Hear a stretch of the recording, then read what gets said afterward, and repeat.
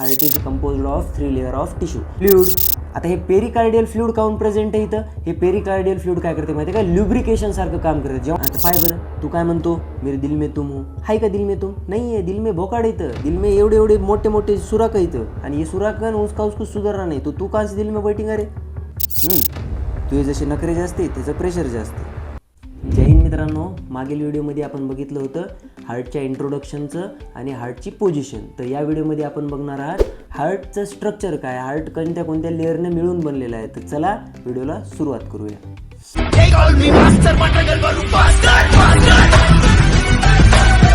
तर आज आपल्याला या व्हिडिओमध्ये काय बघायचं आहे? स्ट्रक्चर.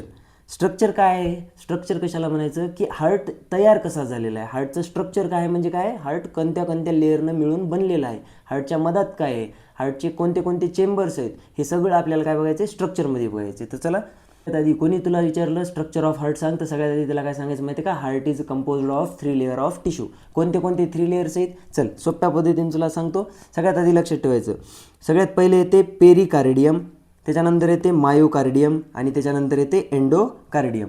आता ह्याच्या नावामधून याचा अर्थ कसा काढायचा? चला आपली ट्रॅक वापरायची. पेरी मीन्स, आता बघा हे दोन शब्दांपासून मिळून बनलेलं आहे, पेरी आणि कार्डियम.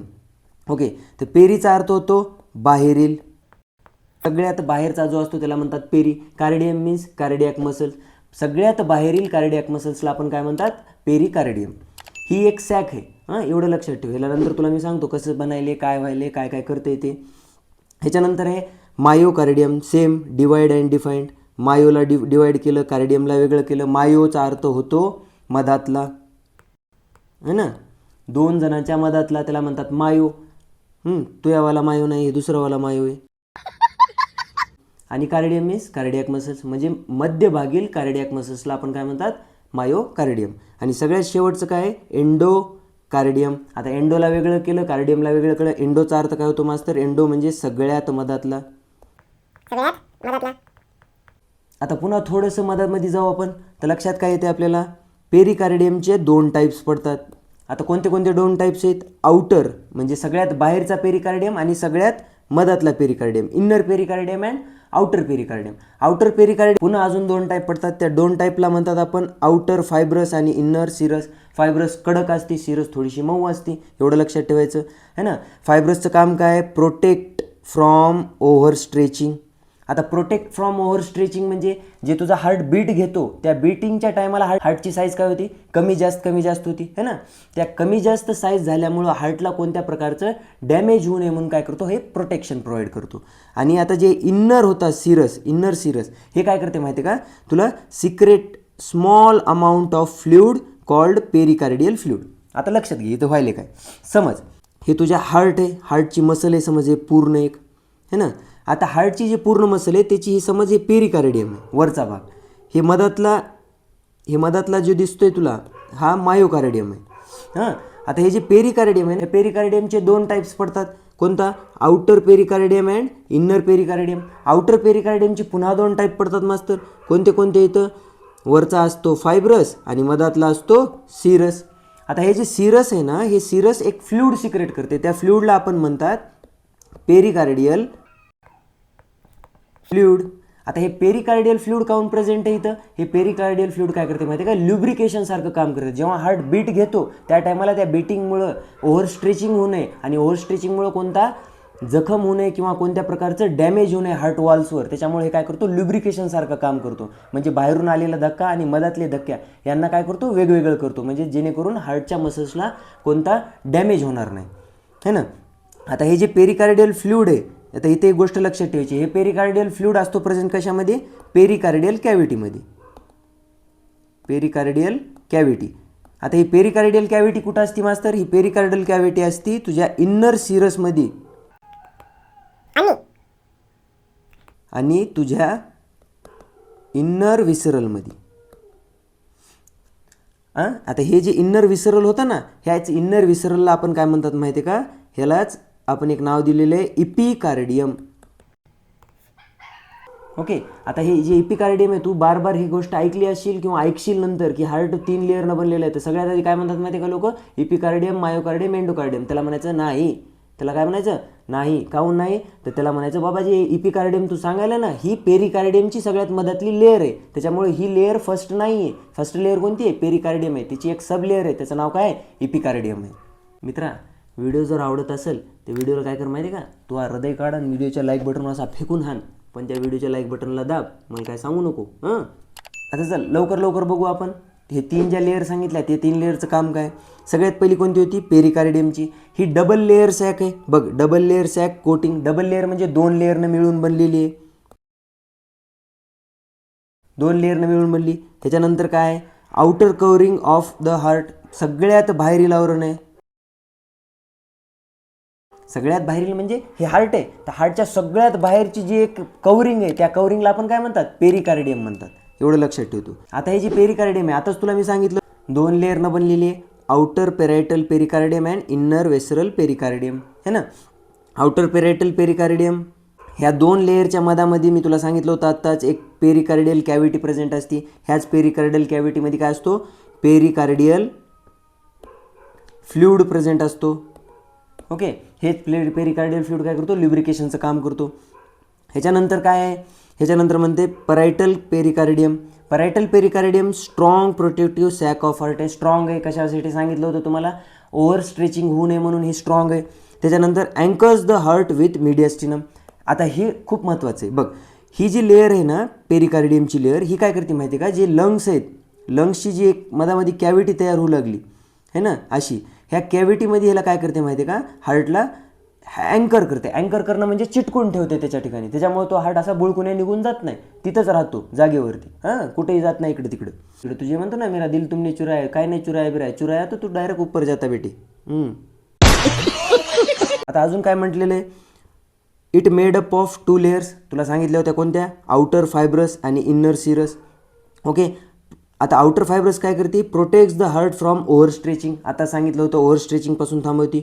विच आणि इन्नर सिरस काय ती? इन्नर सिरस स्क्वॅमस इपिथिलियल सेल्सने बनलेली, स्क्वॅमस इपिथिलियल सेल्सने बनलेली आहे. आणि ह्याच्यामुळेच काय होते माहिती आहे का? तुमची जे इन्नर सिरस लेअर होती, ही इन्नर सिरस लेअर काय करते? एक small amount of fluid secrete करते. आत्ताच मी जसं तुला सांगितलं त्यालाच काय म्हणतात आपण? पेरिकार्डियल फ्लुइड सिक्रेट करते. कशामध्ये सिक्रेट करते ती? पेरिकार्डियल स्पेसमध्ये. त्यालाच आपण पेरिकार्डियल कॅव्हिटी म्हणलं. ओके, आता this fluid prevent friction and allow free, म्हणजेच ल्युब्रिकेशनसारखं काम करायले. आता हे जे फ्लुइड सिक्रेट करायली, हे जे पेरिकार्डियल फ्लुइड आहे, हे किती असते मास्तर? 10 ते 10 to 20 ml असते. 10 to 20 ml फ्लुइड कोण सिक्रेट करायले? सिरस पेरिकार्डियल सिक्रेट करते. त्याच्यामध्ये पेरिकार्डियल कॅव्हिटीमध्ये, त्यालाच आपण म्हणतात पेरिकार्डियल फ्लुइड. किती अमाऊंटमध्ये असते? 10 ते 20 ml अमाऊंटमध्ये असते. ओके, जे की ल्युब्रिकेशनसारखं काम करते. आता ह्याच्यानंतर आपल्याला बघायचं आहे विसरल पेरिकार्डियम. त्यालाच आपण काय नाव दिलेलं होतं? इपिकार्डियम. नॉर्मली आपण काय म्हणतात त्याला? इपिकार्डियम म्हणतात. आता हे करते काय? Lines the surface of myocardium also known as epicardium है ना. लाईन्स सरफेस काय लाईन्स करते? जे आता मेन जे हार्ट चालू झाला ह्याच्यावरती ह्याची सगळ्यात पहिली लाईनिंग आहे. ह्याच्यामुळे आपण याला कन्फ्यूज होते खूपदा माणूस की हेच पहिली लेअर आहे काय की. तर लक्षात काय घ्यायचं? पहिली लेअर पेरिकार्डियमची, त्याच्या मधातली जी इन्नर लेअर आहे पेरिकार्डियमची त्यालाच काय म्हणतात आपण? इपिकार्डियम म्हणतात. आता दुसरं बघा, आता दुसरी लेअर होती. दुसरी लेअर कोणती होती? मायोकार्डियम. सगळ्यात जास्त थिकनेस असते याची. काय लक्षात ठेवायचं? Most thicken. मोस्ट थिकन म्हणजे सगळ्यात जाड लेअर आहे. हार्टमधली सगळ्यात जाड लेअर कोणी विचारलं कोणती आहे तर काय सांगायचं? मायोकार्डियम आहे सगळ्यात जाड. आणि ह्याच्यामध्येच ब्लड सप्लाय होतो हार्टला. आता बघा काय आहे? मिडल लेअर ऑफ हार्ट आहे, मधामध्ये प्रेझेंट असते. तुला सांगितलं नावामधून अर्थ काढला होता आपण. मायो मीन्स मधातला. मिडल लेअर ऑफ हार्ट आहे.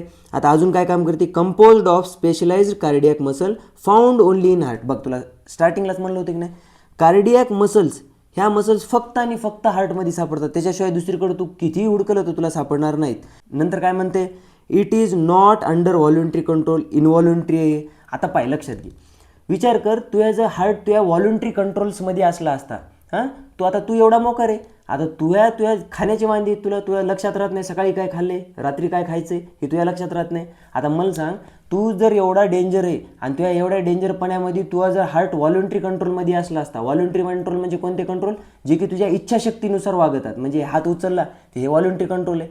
आता तुझं जे हार्ट आहे तू सांग बरं, तो हार्ट तुझ्यासाठी थांबून दाखव.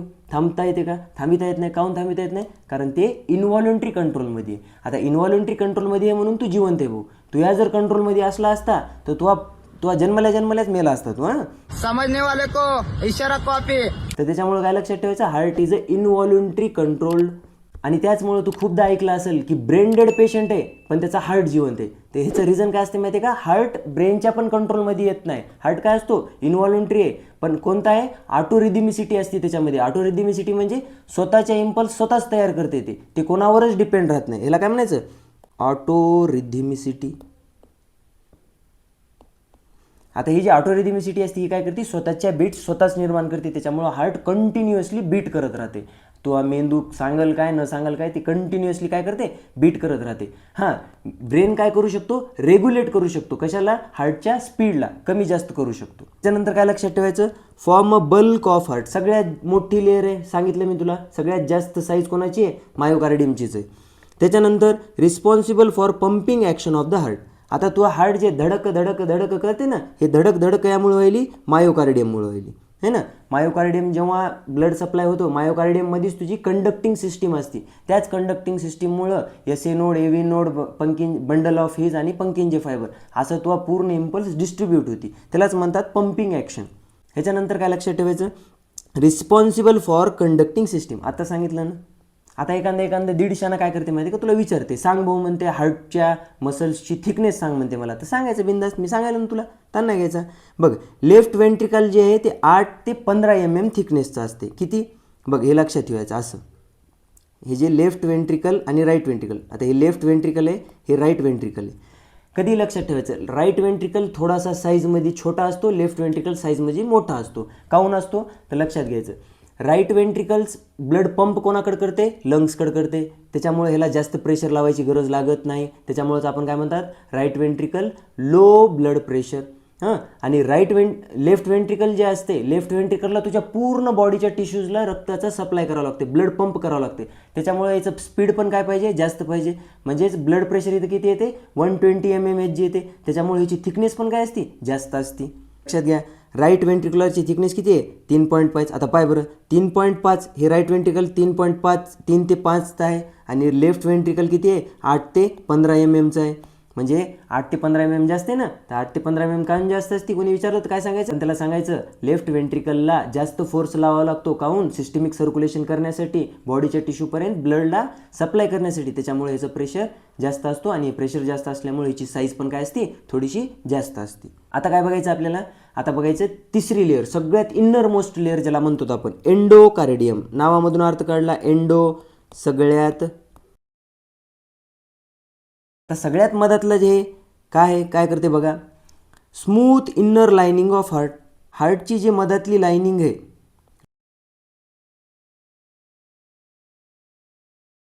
हार्टची जी मधातली लाइनिंग दिसते का तुम्हाला? ही मधातली लाइनिंग कशानं बनलेली आहे? एंडोकार्डियमनं बनलेली आहे. कोणत्या कार्डियमनं? एंडोकार्डियम. आता एंडोकार्डियम कसं आहे? स्मूथ आहे. स्मूथ असल्यामुळं काय फायदा आहे याचा? स्मूथ असल्यामुळे ह्याच्यामध्ये ब्लड थांबत नाही, क्विकली निघून जातो. आला निघून गेला, आला निघून गेला, अडथळा निर्माण होत नाही, कारण हे स्मूथ आहे. त्याच्यानंतर it is the thin smooth membrane permits smooth blood flow, blood inside the heart. हार्टच्या मधातल्या ब्लडला काय करते? स्मूथ फ्लो प्रोव्हाइड करते. Consist of flattened epithelial cell. हे लक्षात ठेवा. आता फ्लॅटेंड इपिथिलियल सेल्सपासून बनलेली. आता ह्याच जे फ्लॅटेंड इपिथिलियल सेल्स आहेत ह्याचीच लेअर पूर्ण तुझ्या आर्टरीज आणि वेन्समध्ये असते, कंटिन्युअसली असते. हां, आर्टरीज अँड वेन्स.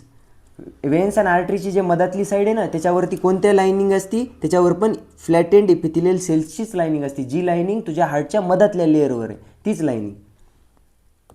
अजून काय लक्षात ठेवायचं? Continuously with the endothelial that lines the blood vessels. बघा आलंच की नाही?